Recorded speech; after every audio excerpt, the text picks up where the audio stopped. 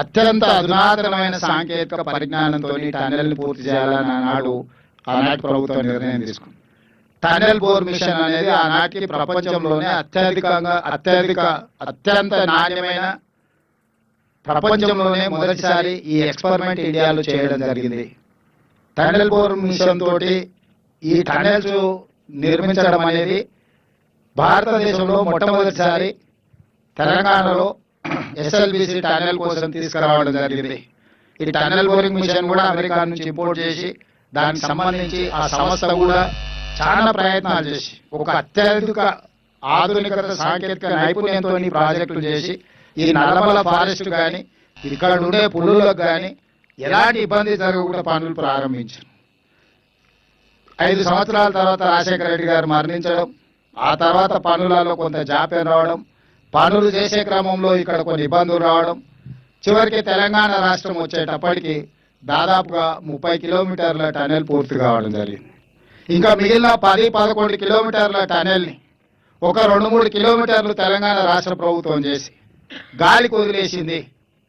వాస్తవంగా ఉమ్మడి 10 సంవత్సరాలలో 2004-05లో మొదలుపెట్టిన ప్రాజెక్టు 2014 వరకు దాదాపుగా 25-30 కిలోమీటర్ల మధ్యలో టన్నెల్ను పూర్తి చేస్తే, తెలంగాణ రాష్ట్రం వచ్చిన తర్వాత చంద్రశేఖరరావు గారు 10 సంవత్సరాలు ముఖ్యమంత్రి ఉండి కనీసం 10 కిలోమీటర్ల టన్నెల్ను కూడా పూర్తి చేయలేకపోయాడు.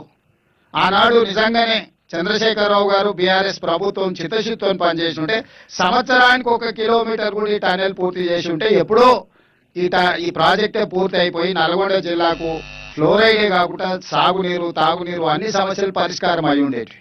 కానీ రాజకీయ దురుద్దేశంతో ఈ ప్రాజెక్టు పూర్తి చేస్తే కాంగ్రెస్ పార్టీకి పేరు వస్తుంది, నాకు పేరు రాకపోను, కమిషన్లు కూడా రావడం లేదు అని చెప్పి హరీష్ రావు గారు, చంద్రశేఖరరావు గారు ఈ ప్రాజెక్టును పూర్తిగా పక్కన పడేసింది.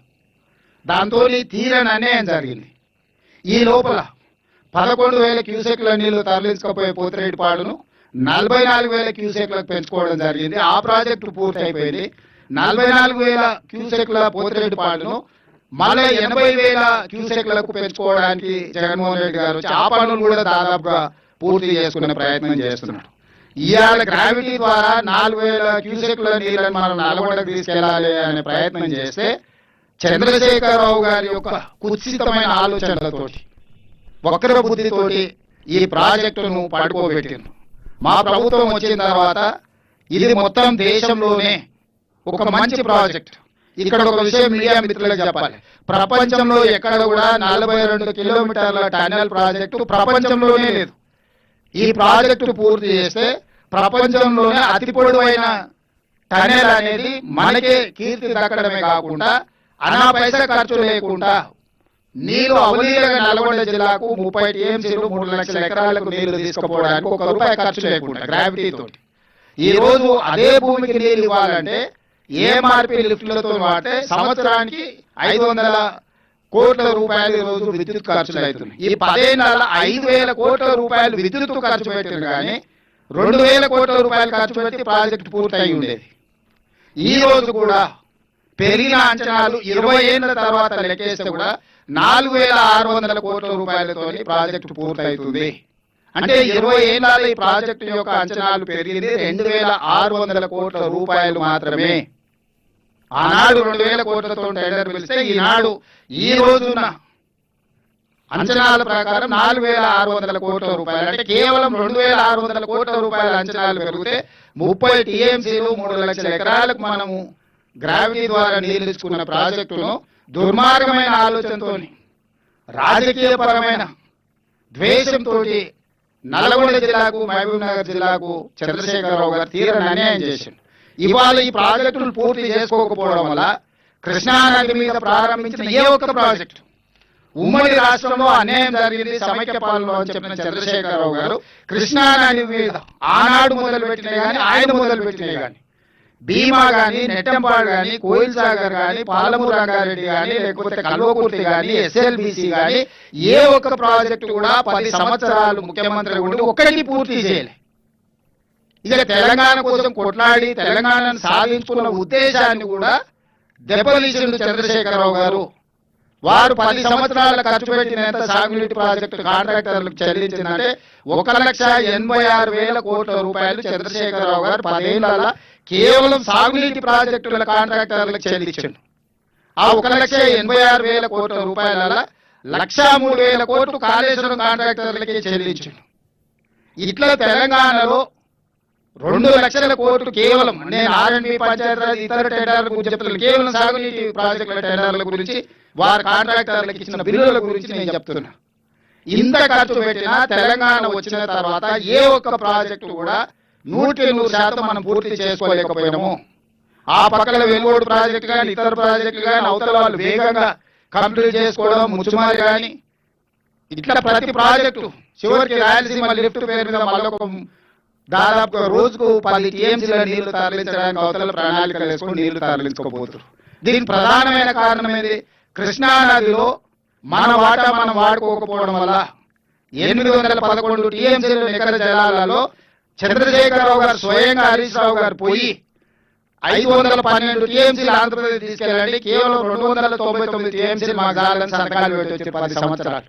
ఇవాళ ఉత్తమ్ కుమార్ రెడ్డి గారు మంత్రి అయినాక నేను ముఖ్యమంత్రి అయినాక అన్ని రకాల మా అభ్యంతరాలు పెడితే వాళ్ళు సుప్రీంకోర్టులో కూడా ఇదేసి ఆల్రెడీ తెలంగాణ ప్రభుత్వం 299 టీఎంసీలకు ఒప్పుకున్నది కాబట్టి కొత్త ట్రిబ్యునల్లో మీరు అదనంగా అడగడానికి మీకు అవకాశం లేదు, మీరు ఎట్లా అడుగుతారని ఈరోజు ఆంధ్రప్రదేశ్ వాదన తీసుకొచ్చింది. మేము చెప్పిన అతను తప్పుడు ఆలోచనలతో దురుద్దేశంతో అవగాహన రాహిత్యంతో ఇట్లాంటి సంతకాలు పెట్టిండు. వాటిని ఒప్పుకునే సమస్యనే లేదు. మాకు సహజ న్యాయ సూత్రాల ప్రకారం కృష్ణానదిలో మాకు రావాల్సిన వాటా రావాల్సిందే అని చెప్పి ఈరోజు సుప్రీంకోర్టుతో సహా ట్రిబ్యునల్ ముందు మనం వాదనలు వినిపిస్తున్నాం. వాదనలో ఒక కొలిక్కి వస్తున్నాయి. ఇదొక పక్కన ఉంటే మనకు నిజంగా అన్యాయం జరగడానికి 10 సంవత్సరాలు ఈ ప్రాజెక్టులను పూర్తి చేయలేకపోవడము. ఈరోజు అన్ని ప్రాజెక్టుల మీద ఆంధ్రప్రదేశ్ అభ్యంతరాలు పెడుతుంది. ఎందుకు పెడుతుంది? అసంపూర్తిగా ఉన్నాయి కాబట్టి అభ్యంతరాలు పెట్టారు, పనులు చేయొద్దని. 10 సంవత్సరాలు అగ్రెసివ్గా డే నైట్ మనం కంప్లీట్ చేసుకుంటే కృష్ణానది మీద నుంచి మనం దాదాపుగా 500 టీఎంసీలు వాడుకోవడానికి అన్ని ప్రాజెక్టులు పూర్తి అయి ఉండేటివి. ఇవాళ చంద్రశేఖరరావు ఈ ప్రాజెక్టులను పూర్తి చేయకపోవడం వల్ల, నిర్లక్ష్యం వహించడం వల్లనే ఈరోజు ఆంధ్రప్రదేశ్కి అలసైపోయింది. ఆంధ్రప్రదేశ్కి అవకాశం వచ్చింది మన మీద కంప్లైంట్లు పెట్టి మన ప్రాజెక్టులు ఆపడానికి. నిన్నగాక మొన్న మొదలు పెట్టుకున్న నారాయణపేట కొడంగల్ లిఫ్ట్ ఇరిగేషన్ కూడా ఆ రోజు నేను తెచ్చుకున్నది 2014లో. దాన్ని కూడా 69 జీవో ఇక్కడున్న మిత్రులందరికీ తెలుసు. ఎన్ని ఉద్యమాలు చేసినాం. నికర జలాలతోని తెచ్చుకున్న ప్రాజెక్టును కూడా కనీసం దాన్ని ప్రారంభించాలన్న సోయి కూడా ఆనాటి ప్రభుత్వానికి లేకపోయింది. ఈ నేపథ్యంలో మనకు అత్యంత తక్కువ ఖర్చుతోటి భారతదేశంలో ఇంత తక్కువ ఖర్చుతోని 30 టీఎంసీల నీళ్లు తీసుకెళ్లడానికి ఎక్కడా ప్రాజెక్టు లేదు. ఇది మామూలు సందర్భంలోనే 30 టీఎంసీలు. ఈ 2 సంవత్సరాలు కాంగ్రెస్ ప్రభుత్వం వచ్చిన తర్వాత వస్తున్న వర్షాలకు వరదలకు మనం ఎంత కావాలంటే అంత తీసుకొని పోవచ్చు. వాళ్ళకు పోతిరెడ్డిపాడు ఎట్లనో దానికి ప్రత్యామ్నాయం అంతకంటే మంచి ప్రాజెక్టు ఈరోజు ఎస్ఎల్బిసి టనల్. అట్లాంటి ప్రాజెక్టును కూడా పూర్తి చేయలే. మేము వచ్చి పనులు మొదలు పెట్టినాం. కొంత దూరం కదిలిన తర్వాత ఊహించని ప్రమాదం జరిగి 8 మంది కార్మికులు చనిపోయారు. మాకందరికి బాధ ఉంది. ఒక మనిషి ప్రాణం విలువ మాకు తెలుసు. వాళ్ళ కుటుంబాలను ఆదుకునే ప్రయత్నం చేసిన ఉత్తమ్ కుమార్ రెడ్డి గారు ఆ సందర్భంలో ఇక్కడనే ఉండడం కాదు, వారు భారత సైన్యంలో పనిచేయడం వల్ల వారికి ఉన్న పరిచయాలను ఉపయోగించి ప్రధానమంత్రితో సహా ప్రతి మంత్రితో మాట్లాడి ఈరోజు భారత సైన్యంలో ఉన్న అత్యంత నైపుణ్యం కలిగిన అధికారులందరినీ కూడా ఇక్కడికి రప్పించి శాశ్వతంగా ఇక్కడ కూర్చోబెట్టి సమస్యలు పరిష్కరించడానికి ప్రయత్నం చేసినాం. ఇవాళ ఆ రోజు జరిగిన దుస్సంఘటన సందర్భంలోనే ఆర్మీ సపోర్ట్ కాదు, ఇవాళ ఈ ప్రాజెక్టును పూర్తి చేసుకోవడానికి కూడా కంప్లీట్గా ఆర్మీలో ఉన్న నిపుణులైన అధికారులను డెప్యుటేషన్ మీద తెచ్చుకోగలిగినాం.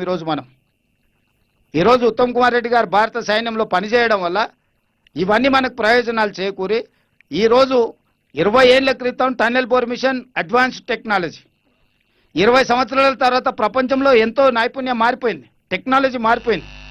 ఈరోజు ఈ 9.8 కిలోమీటర్లు ఇప్పుడు బ్యాలెన్స్ ఉంది. ఆ బ్యాలెన్స్ టన్నెల్ పూర్తి చేయడానికి టన్నెల్ బోర్ మిషన్స్ పాడవడము, ఆ సాంకేతిక నైపుణ్యంతో చేస్తే ఇంకా ముందుకు వెళ్ళలేని పరిస్థితులు ఉన్నాయి. కాబట్టి నూతన సాంకేతిక నైపుణ్యంతో ఆనాడేసిన అంచనాల ప్రకారం ఈనాడు పనులు పూర్తి చేయించడానికి ప్రభుత్వం నిర్ణయం తీసుకున్నది. మన మంత్రివర్గంలో వాటి అన్నిటిని ఆమోదించడం జరిగింది. దాని మీద కూడా ఆరోపణలు చేయడానికి చిల్లర ప్రయత్నాలు చేస్తున్నారు. దయచేసి హరీష్ రావు గారికి నేను సూచన చేస్తున్నా, చిల్లర మాటలు మానేయండి. మీరు తప్పులకు పాల్పడ్డారు, మీరు అప్పుల పాలు చేసిరు, తెలంగాణలో దోపిడీకి పాల్పడ్డారు కాబట్టి ప్రజలు తీసి పక్కన కూర్చోబెట్టిండ్రు. ఇప్పుడైనా కనీసం వారు నల్గొండ జిల్లాకు ప్రాతినిధ్యం వహిస్తూ నేను మహబూబ్నగర్ జిల్లాకు ముఖ్యమంత్రిగా నేను, సాగునీటి పారుదల శాఖ మంత్రిగా వారు, కోమటిరెడ్డి గారు ఉండి మా జీవితకాలం తరతరాలుగా మాకు ఉపయోగపడే ప్రాజెక్టును మేము పూర్తి చేయకపోతే ఈ ప్రాంత ప్రజలు మమ్మల్ని క్షమిస్తారా?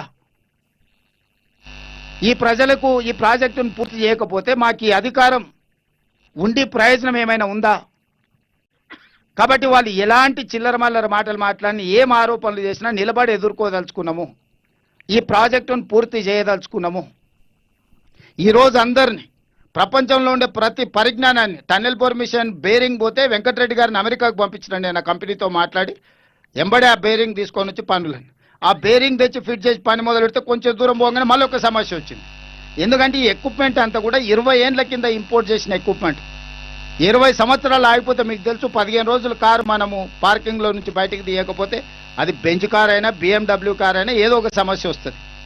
ఇప్పుడు 20 కిలోమీటర్ల లోపల ఉన్నాయి మిషన్లు. 20 కిలోమీటర్ల లోపలికి ఆక్సిజన్ తీసుకెళ్లాలన్నా, ఎక్విప్మెంట్ తీసుకెళ్లాలన్నా, లోపల పని చేయాలన్నా ఒక లోపల టన్నెల్ లోపల చేసే పని కాబట్టి ఇది అత్యంత క్రిటికల్ సిచ్యువేషన్. ఈ క్రిటికల్ సిచ్యువేషన్ అడ్రస్ చేయడానికి అందరు సాంకేతిక నైపుణ్యం ఉన్న వాళ్ళందరినీ కూడా తీసుకొని ఈరోజు మళ్ళీ దీన్ని ముందుకు వెళ్ళడానికి అవసరమైన సర్వేలు చేయడానికి ఇక్కడ ఇది ఏదో ఓపెన్ ల్యాండ్ జనరల్ ల్యాండ్స్లో మనం టన్నెల్ చేయడం ఈజీ, కానీ ఇది టైగర్ రిజర్వ్ ఫారెస్ట్, పక్కనే మన కృష్ణానది ఉన్నది. ఈ అన్ని నేపథ్యంలో దీన్ని జాగ్రత్తగా ఈ పనుల్ని పూర్తి చేయడానికి ఇవాళ నిర్ణయం తీసుకున్నాం. ఈ పనులలో భాగంగా మా వంశీకృష్ణ గారు కొన్ని విషయాలను దృష్టికి తీసుకొచ్చారు. తప్పకుండా కలెక్టర్ గారు, వంశీ గారు, ఎమ్మెల్యే గారు చెప్పిన అంశాలను పెట్టుకొని మీరు సర్వే చేసి నాకు రిపోర్ట్ ఇవ్వండి.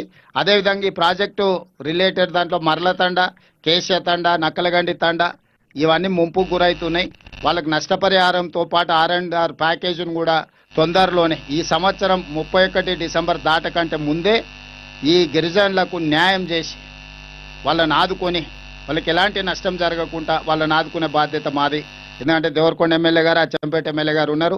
వారిద్దరి తండాల ప్రజలతో మమేకమై ఉన్నారు. వాళ్ళ దృష్టికి పదే పదే తెస్తున్నారు. నేను ఈ సందర్భంగా మర్లపాడు, కేశతండ, నక్కలగండి తండ మా లంబాడ సోదరులందరూ కూడా నేను ఒకటే మాట చెప్పదలుచుకున్నా, డిసెంబర్ 31 లోపల మీ సమస్యల్ని పరిష్కరించే బాధ్యత తెలంగాణ రాష్ట్ర ప్రభుత్వం తీసుకుంటుంది. మీడియా మిత్రులకు కూడా నా సూచన, ఇది మనం ఇప్పుడు పూర్తి చేసుకోకపోతే ఇంకెప్పటికి పూర్తి కాదు, ఇంకెప్పటికంటే ఎప్పటికి కాదు. ఇంత గొప్ప అవకాశం మంత్రి, ముఖ్యమంత్రితో సహా ఈ ప్రాంతంలోనే పుట్టి పెరిగిన వాళ్ళు ఉన్నప్పుడు కాకపోతే ఇంకా దీన్ని ఎవ్వరు చెయ్యరు. ఇందులో ఈ పనిని పూర్తి చేసుకోవడానికి మనందరం కూడా ఏకం కావాలి. దీని మీద చిలువలు పలువలు తప్పుడు ఆరోపణలు ఎవరని చెప్తే మనందరం కలిసి తిరిగేసి కొట్టాలి. ఎందుకంటే నల్గొండ జిల్లాలో కృష్ణా జలసాధన సమితి కానీ లేకపోతే మా ప్రాంతంలో కల్వకుర్తి జలసాధన సమితిలో పనిచేసిన మీడియా మిత్రులు చాలామంది ఉన్నారు. ఇక్కడ మీరు మీడియా మిత్రులుగానే కాదు, జలసాధన సమితిలో క్రియాశీలక పాత్ర పోషించిన వాళ్ళు ఇక్కడ ఉన్న జర్నలిస్టులు ఉన్నారు. నాకంటే మీకు అందరికీ ప్రాజెక్టు గురించి, దీని అవసరం గురించి మీకు అందరికి బాగా తెలుసు. ఏ అడ్డంకులు వచ్చినా తొలగించుకుందాం, ఈ ప్రాజెక్టు పూర్తి చేసుకుందాం. ఈ ప్రాజెక్టు పూర్తి చేయకపోతే మహబూబ్ నగర్కు, నల్గొండ జిల్లాకు తీరని నష్టం జరుగుతుంది. కాబట్టి మీ అందరి సహకారాన్ని మేము